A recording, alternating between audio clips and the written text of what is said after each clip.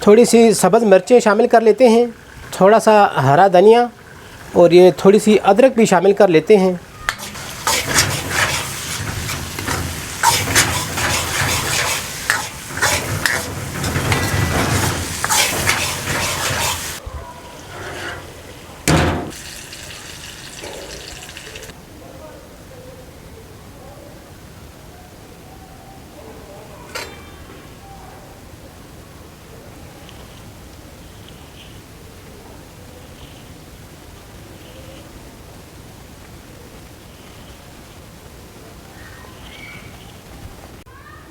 बिस्मिल्लाहिर्रहमानिर्रहीम। Ultimate street food में हाजिर खिदमत हैं और यह है जनाब अल्टीमेट स्ट्रीट फूड का किचन। और हस्ब दस्तूर हस्ब रिवायत हमारे मामले खसूसी हैं जमाल भाई। अस्सलाम वालेकुम। वालेकुम अस्सलाम। जमाल भाई, आज हम वेलकम करते हैं नए किचन में आपको। तो आज आप क्या बनाने जा रहे हैं? बिस्मिल्लाहिर्रहमानिर्रहीम। काफ़ी दिनों बाद आपसे मुलाकात हो रही है, तो उम्मीद करते हैं कि आपने पहले भी जो हमारे वीडियो को सराहा है, तो आइंदा भी जो हमारी वीडियोज़ हैं वो आप सराहेंगे। तो आज हम आपके साथ एक स्पेशल वीडियो शेयर करने जा रहे हैं दाल चना और करेला की। तो हमारी कोशिश होती है कि जितनी आसान सी रेसिपीज़ होती है हम आपके साथ शेयर करें। आप घरों में बना सकते हैं आसानी से और ख़र्चा भी कम है। तो चले स्टार्ट करते हैं।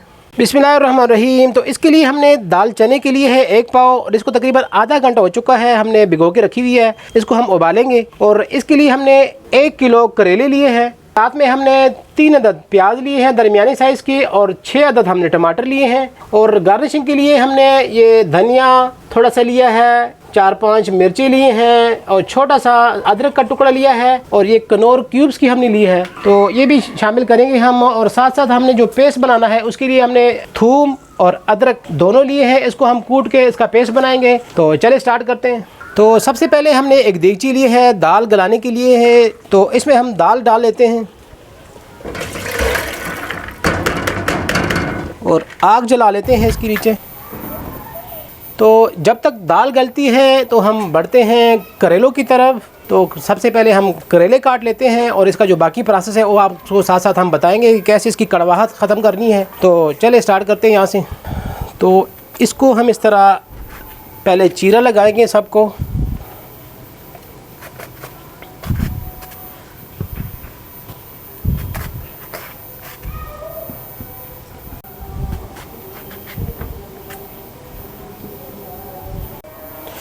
तो ये जो करेले हैं एक चम्मच की मदद से इसके अंदर से जो इसकी बीज है ये हम निकाल लेंगे। इस तरीके से हम इसको जितने भी हैं सबको साफ़ करेंगे। इसको बाज़ लोग यहाँ से भी खुरच देते हैं, लेकिन ज़रूरत नहीं है इसकी खुरचने की, क्योंकि भी इसके एक पार्ट है, ये कोई मसला नहीं इसके साथ। तो ये भी सब्ज़ी है, खा सकते हैं आप, इस्तेमाल कर सकते हैं। तो अब इसको हम काट लेते हैं बारीक बारीक।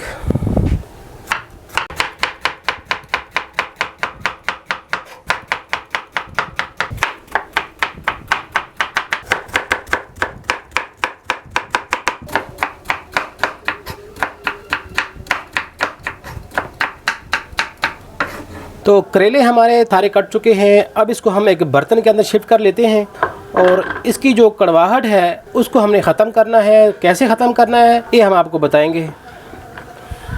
अब इसके अंदर हम 3 टेबलस्पून नमक डाल लेते हैं और इसको हम अच्छी तरह से मल लेंगे ताकि नमक जो है तमाम करेलों को लग जाए।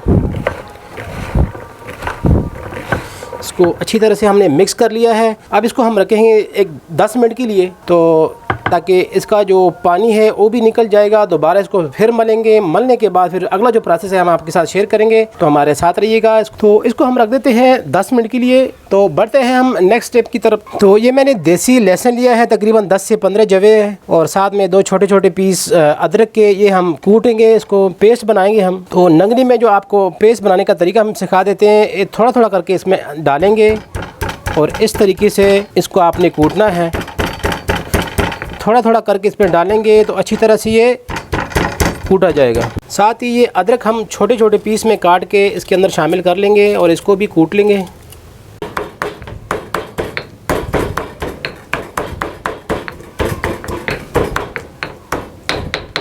तो ये हमारा पेस्ट तैयार हो चुका है। अब जो बाकी चीज़ें हैं हम काट लेते हैं साथ साथ। तो ये 3 अदद मैंने प्याज लिए हैं, इसको आप काट लेते हैं।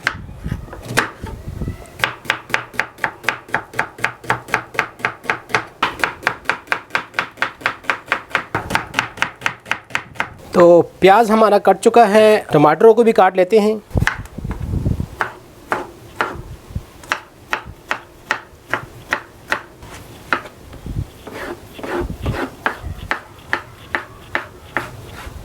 टमाटरों को हम काट रहे हैं, आप इसका पेस्ट भी बना सकते हैं, कोई मुज़ायका नहीं, जिस तरह आपको आसानी लगे। क्योंकि बाज़ टमाटर जो है वो गलते नहीं हैं सालन में, फिर मोटे मोटे नज़र आते हैं। तो आप इसको ग्राइंड भी कर सकते हैं, अगर टमाटर कच्चे हों या सख्त हो तो आप इसको ग्राइंड कर सकते हैं। कटिंग हमारी मुकम्मल हो चुकी है। अब बढ़ते हैं करेलों की तरफ। तकरीबन 10 मिनट हो चुके हैं। तो ये देखिए नाज़रीन, इसने पानी भी छोड़ दिया है। अब इसको हम अच्छी तरह से मलेंगे। ये जो कड़वा पानी होता है वो इससे निकल जाता है। तो बाकी जो है इसको हम 2-3 पानी के साथ धोएंगे, ताकि इसका जो बाकी नमक का जो असर है वो भी इसमें ख़त्म हो जाएगा।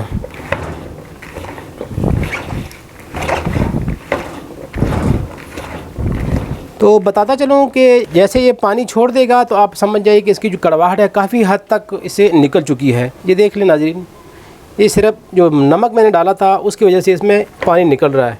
ये देखिए, इसका पानी नीचे जा रहा है। अब इसको 2-3 पानी के साथ हम अच्छी तरह से धोएंगे। उसके बाद जो बाकी का प्रोसेस है आपके साथ शेयर करेंगे। हमारे साथ रहिएगा। अब पानी के अंदर भी इसको अच्छी तरह से हम इस तरह मलेंगे, ताकि जो नमक लगा हुआ है वो भी धुल जाएगा। तो ये देखिए नाज़रीन, इसको मैं तकरीबन 30 दफ़ा पानी डाल के धो रहा हूँ। तो लोग कहते हैं कि इसकी कड़वाहट होती है। कड़वाहट वैसी करेले की वैसी भी कुदरती है, लेकिन कम करने के लिए इसको अच्छी तरह से धोया जाता है नमक लगा के, ताकि इसकी जो ज़्यादा कड़वाहट है वो ख़त्म हो जाए। तो ये 30 दफ़ा मैं इसको पानी से निकाल रहा हूँ। जमाल भाई, ज़िमन में एक सवाल है कि बहुत से लोग करेलों को नमक लगा के धूप पे रख के खुश्क करते हैं और वो ये कहते हैं कि इससे इसकी कड़वाहट ख़त्म हो जाती है। तो आप इस तरीके के मतलब क्या कहते हैं? वो भी ठीक है, तरीका कर सकते हैं, कोई मसला नहीं है। नमक लगा के आप धूप पे रख लें तो उसका भी सेम यही होगा कि जो इसका पानी होता है, कड़वा पानी, वो निकल जाता है। इसको फिर अच्छी तरह से मलेंगे। मलने के बाद इसको अच्छी तरह से धोने पड़ते हैं, क्योंकि जो नमक है और इसको जो अपनी कड़वाहट होती है वो निकल जाती है। और इसका एक और तरीका भी होता है कि आप इस करेलों को उबाल लेते हैं, पहले धो धा के तड़के पे फिर डालते हैं, लेकिन पानी उसका निचोड़ देते हैं। जो उबला हुआ पानी होता है वो निकाल लेते हैं, और जो सूखे करेले होते हैं वो ग्रेवी के अंदर डाल लेते हैं। तो वो भी एक तरीका है। और एक तरीका और है इसकी जो कड़वाहट है ख़त्म करने के लिए, कि आप करेले बिल्कुल तैयार हो जाते हैं तो उसके बाद आप इसमें कच्चा प्याज बारीक बारीक काट के भी डाल सकते हैं। तो उससे भी इसकी जो कड़वाहट है काफ़ी हद तक ख़त्म हो जाती है, क्योंकि प्याज जो होता है मीठा होता है, तो उसकी वजह से इसकी कड़वाहट काफ़ी ख़त्म हो जाती है। तो हस्ब दस्तूर हस्ब रिवायत हमने लोहे की कढ़ाई ली है। जो ढाबा स्टाइल है या जितनी भी होटल तकरीबन है उसमें ज़्यादातर लोहे की कढ़ाइयाँ इस्तेमाल होती हैं, तो हम भी ये इस्तेमाल करने जा रहे हैं। तो सबसे पहले आग जला लेते हैं इसमें। अब इसमें हम ऑयल शामिल कर लेते हैं। तकरीबन 1.5 पाव के करीब हम इसमें ऑयल शामिल कर रहे हैं। तो जैसे ऑयल गर्म होगा, इसमें हमने करेले फ्राई करने हैं। तो ऑयल हमारा गर्म हो चुका है, करेले शामिल कर लेते हैं।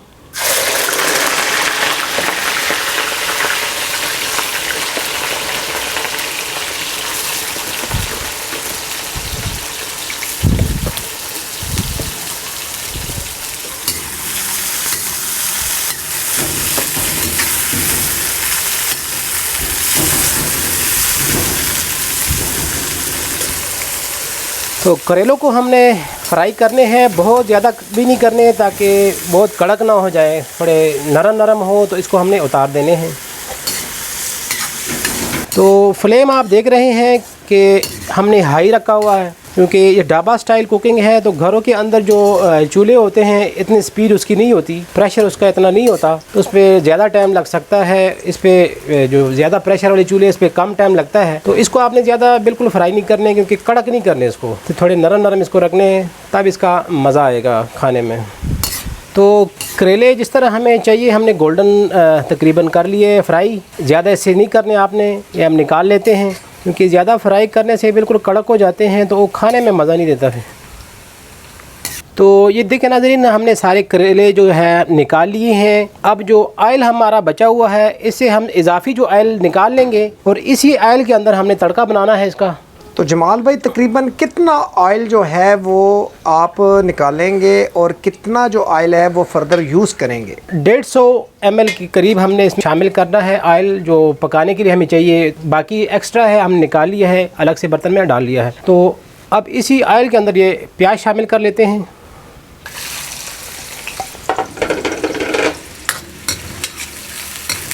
तो प्याज को हमने ज़्यादा ब्राउन नहीं करना है, हल्का सा ब्राउन करके बाकी जो इसमें चीज़ें पड़ेंगी हम साथ साथ आपको बताएंगे। आपने हमारे साथ रहना है और वीडियो को आखिर तक देखा करें, स्किप ना किया करें, ताकि जो चीज़ हम बना रहे हैं स्टेप बाय स्टेप आपको उसके बारे में अच्छी तरह से मालूम हो जाए, तो फिर आपको कोई दिक्कत नहीं होगी, कोई भी चीज़ बनाने में आसानी होगी आपको। प्याज हमारा लाइट ब्राउन हो चुका है। अब इसके अंदर हम शामिल करेंगे लहसुन और अदरक का पेस्ट है। ये तकरीबन 1.5 टेबल स्पून हम इसमें शामिल कर रहे हैं।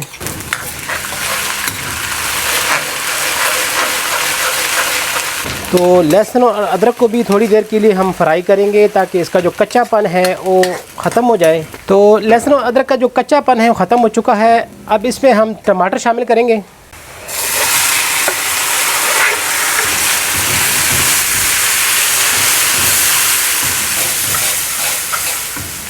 ये टमाटर को हमने अच्छी तरह से भून लिया है। अब इसको मज़ीद भी हमने करना है ताकि टमाटर जो है अच्छी तरह से गल जाए, तो उसके लिए पानी शामिल करेंगे बाद में। इससे पहले हमने मसाले शामिल कर लेने हैं। 1 टीस्पून नमक शामिल कर लेते हैं, हाफ़ टी स्पून हम हल्दी पाउडर शामिल कर लेते हैं, हाफ़ टी स्पून पिसी हुई लाल मिर्च, हाफ़ टी स्पून धड़ा मिर्च, 1 टीस्पून सफ़ेद ज़ीरा,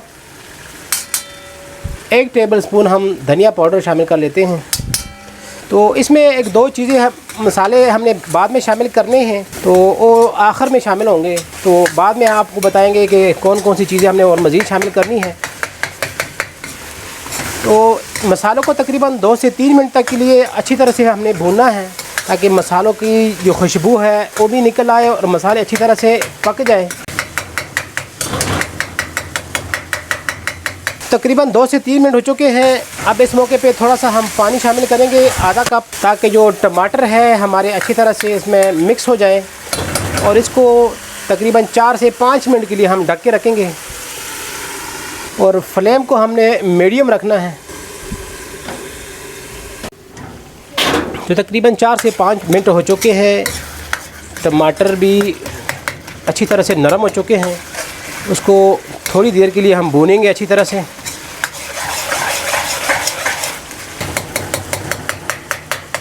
तो मसाला हमारा तैयार हो चुका है। अब इस मौके पे हम डाल लेते हैं करेलों को।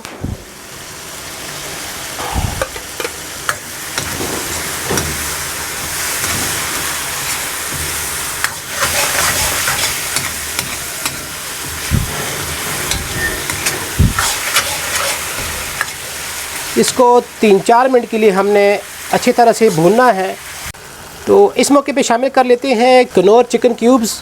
तो इसमें 2 अदद टिक्कियाँ होती हैं, दोनों हमने डालनी है। ये ऑप्शनल है, ये अगर मर्ज़ी है तो डाल लें, अवेलेबल है आसानी से, ठीक है, नहीं तो कोई ज़रूरत नहीं, आप ना भी डालें, कोई मसला नहीं। तो इसमें ये 2 टिक्कियाँ होती हैं छोटी छोटी सी, ये इसके अंदर हम शामिल कर लेते हैं।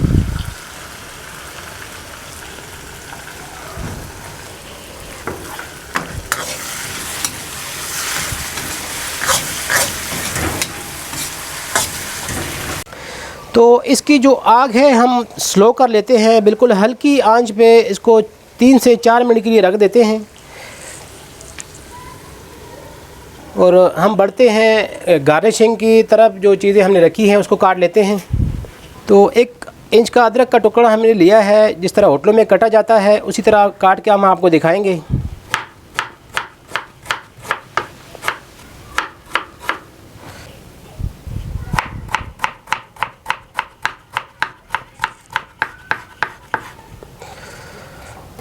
तो इस शेप में कटे जाते हैं अदरक, जो गार्निशिंग के लिए होते हैं।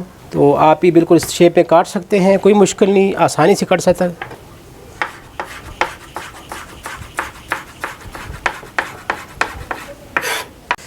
तो मैंने 5 अदद सब्ज़ मिर्ची ली हैं, इसको भी इसी शेप में लंबी लंबी काट लेते हैं।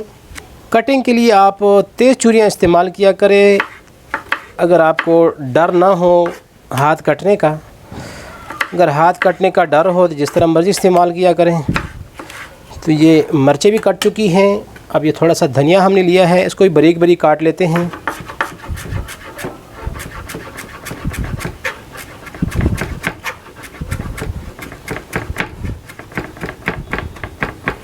तो ये तीनों चीज़ें हमारी कट चुकी हैं। अब बढ़ते हैं हम कढ़ाई की तरफ। तो ये दाल भी हमारी उबल चुकी है, तकरीबन आधा घंटा इसको हमने रखा है। आधे घंटे के लिए ये अच्छी तरह से गल चुकी है। अब इसका जो पानी है निकाल लेते हैं। तो मैंने जो करेले रखे थे, अब इसको चेक कर लेते हैं। तकरीबन 3 से 4 मिनट हो चुके हैं, हल्की आंच पे हमने रखे थे। अब इसको अच्छी तरह से मिक्स कर लेते हैं। अब ये जो दाल है ये भी शामिल कर लेते हैं इस मौके पे। फ्लेम को हम हाई कर लेंगे।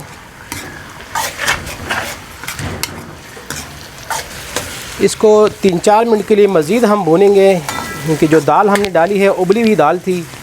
इसको 3-4 मिनट के लिए भूनेंगे ताकि इसका भी अच्छी तरह से जायका निकल आए इसमें। तो जैसा कि नाज़रीन मैंने बताया था कि लास्ट पे हम 1-2 मसाले और शामिल करेंगे। तो एक गरम मसाला है, ये ½ टी स्पून इसमें शामिल करने लगे हैं। और ये कसूरी मेथी, इसको आप 1 टेबल स्पून लेके इसी तरह हाथों में मल के इसमें शामिल कर सकते हैं। तो बताता चलूँ कि इस रेसिपी की जो टोटल ड्यूरेशन है तकरीबन 30 से 35 मिनट लगते हैं।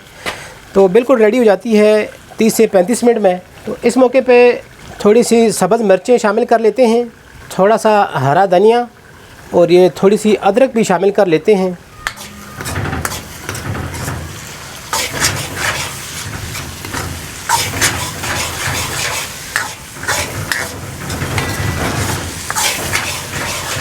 तो आज की जो हमारी रेसिपी है बिल्कुल रेडी है। तो इसको हम डिश आउट करते हैं।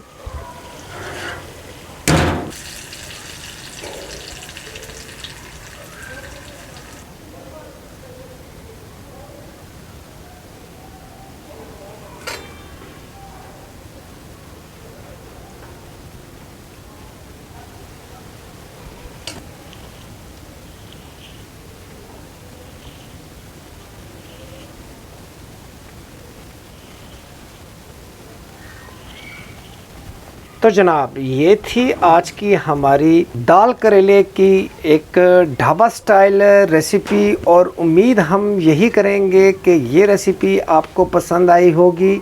हमने कोशिश की कि इस वीडियो को स्टेप बाय स्टेप फिल्माया जा सके। वीडियो थोड़ी लंबी होगी, उसके लिए हम माज़रत ख़्वाह हैं, लेकिन हमने कोशिश की कि जितने भी ज़रूरी स्टेप्स हैं वो आपके साथ हम शेयर कर सकें, ताकि आपको ये रेसिपी बनाने में कोई परेशानी ना हो। तो इंशाल्लाह नेक्स्ट किसी और टॉपिक के साथ फिर हाज़िर खिदमत होंगे। तो तब तक के लिए इजाज़त। अल्लाह हाफ़िज़। अल्लाह हाफ़िज़।